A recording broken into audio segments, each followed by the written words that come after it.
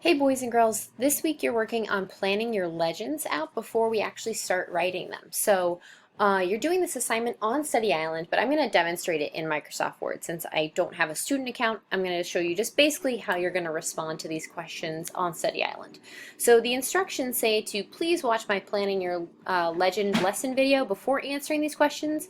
Answer the following questions and number them 1 to 10 in your response. You do not have to answer incomplete sentences, but you do have to answer every question. Then it lists all the questions that you need to answer.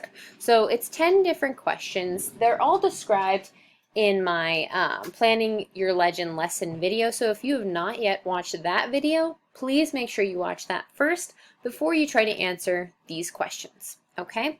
So once you've watched that video and you've heard me explain all these different questions, now it's time to write your own response. So on Study Island, yeah, it looks a little bit different than this, but I'm just basically going to show you how you're going to write your response on Study Island.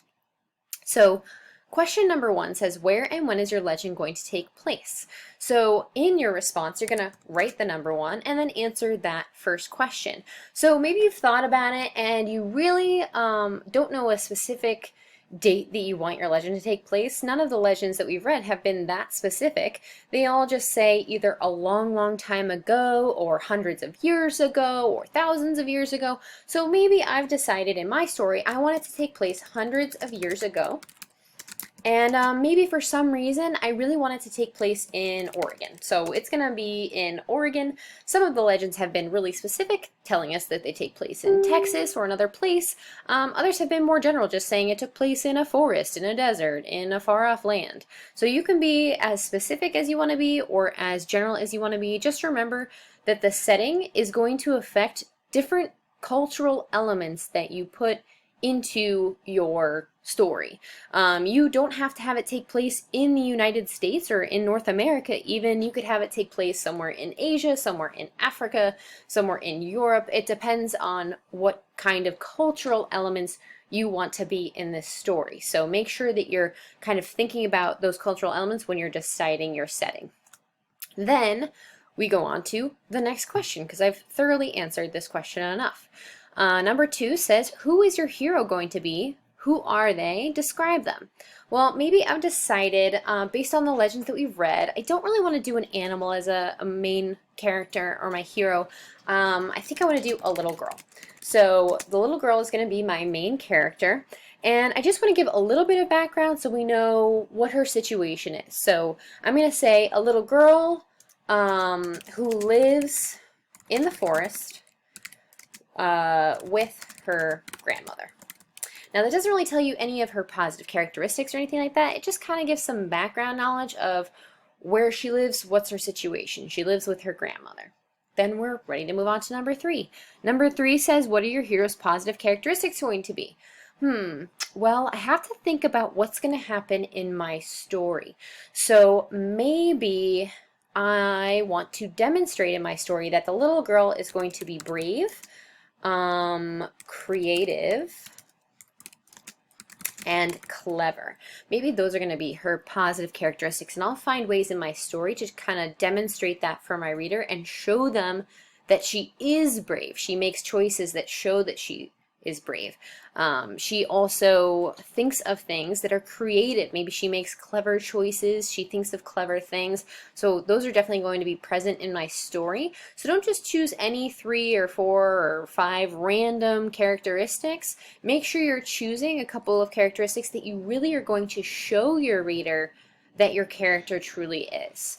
Then you can move on to the next question, which says, what is the problem going to be in your legend that your hero must overcome? This is a really difficult question. You can't use any of the problems that we've seen so far in the legends that we've read, so you have to get a little creative here. You can't actually say it was a drought. You can't say that the spirits told you to make a painting or make something like that. You can't say that you had to reach the far off land. You have to come up with something new and original. So maybe my new thing is going to be the little girl is banished from her home and must find a way to help her sick grandmother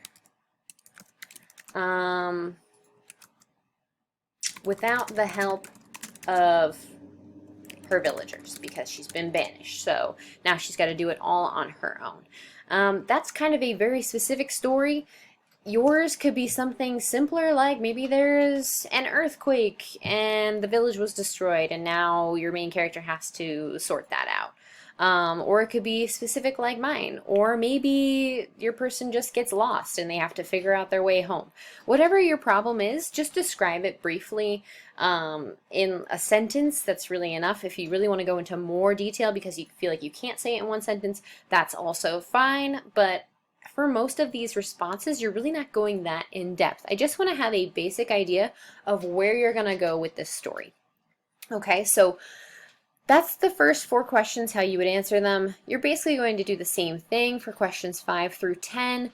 Just be general. You don't have to be insanely specific. I just have to have an idea of where your story is going so that I can give you feedback if I feel like you're making things more difficult for yourself than you really need to. Once you've responded to all 10 questions on Study Island, you can submit your response. Make sure, again, that they are all numbered correctly based on the question that you're answering, and then you can submit it, and I will give you feedback if you need to make any changes. Otherwise, I'll let you know that you are ready to go to start writing next week. So we are not going to be doing anything other than planning this week. We are just going to be planning our responses. Next week, we're actually going to start the writing. Please let me know if you have any questions, boys and girls. I'll be here for you.